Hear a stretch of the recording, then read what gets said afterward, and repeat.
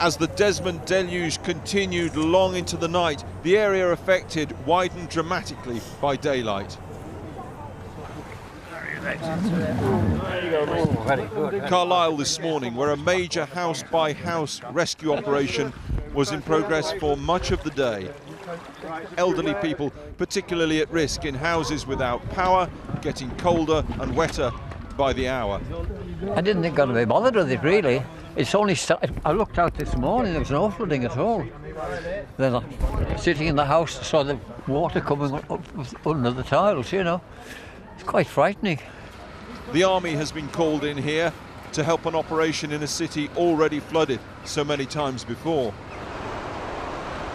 This is Emont Bridge, southeast of Carlisle, and one of the most extensively flooded communities of all. Our touching faith in technology cruelly exposed again. No, you can't drive these through 3 feet of water. Mountain rescue teams gingerly approaching people trapped. We watched as Sidney Hassel was taken to safety. There was 6 foot of water and a smell of gas. He said he'd never been so terrified in his life. And it's coming up the staircase. Yeah. And this morning I could smell the gas rising up. So I rang the emergency services up and they got me out straight away. Ever seen anything like this? Never in my life, never in my life. This is totally different. Most scariest thing you could ever wish for.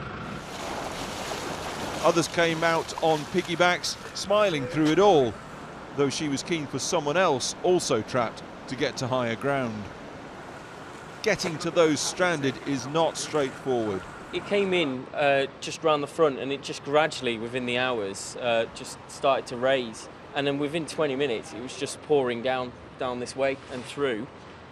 We stayed until about 11 o'clock last night, and it was about an inch away from actually coming in. And then we actually decided to leave.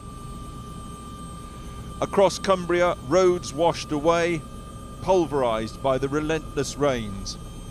Bridges out, buildings all but submerged. And these Coast Guard images of people being rescued from a flooded rooftop indicate the power of the storm Desmond. Appleby this morning, Neil Dawson's place here, flooded out. He'd been in just 3 weeks and hasn't had time for insurance. He can't work, that's across the river.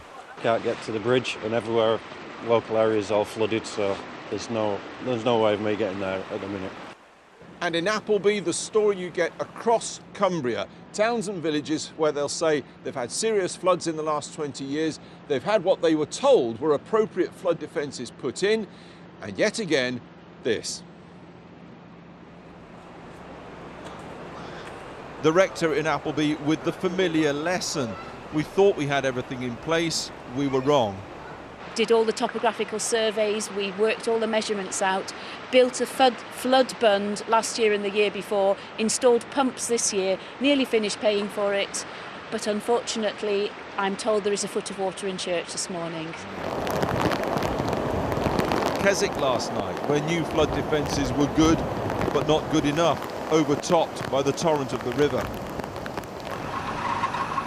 Today there, the dismal stinking clean-up and the weeks of paperwork begin. We were pretty sad because, you know, it happens because we live here, the water always comes in. It's happened at least every 5 years for the past 15 years.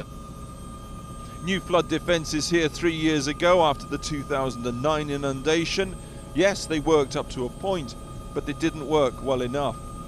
Every time it happens, those in power to build flood defences lament it is a historic flood, a record, and it could have been worse. And so the pattern of failure goes on here again and again and again. Tonight in Carlisle, the patient search and rescue plan goes on. The River Eden, a vast open swathe of water right through the city centre.